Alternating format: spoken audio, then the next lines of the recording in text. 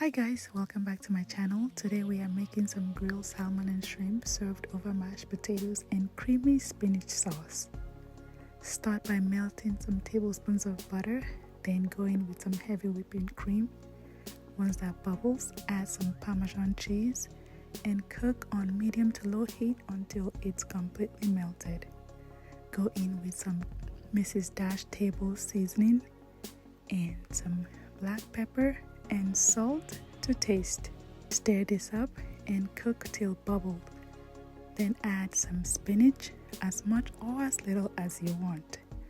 Once this is cooked through, set it aside. Season your shrimp and salmon the way you like and grill them until it's done.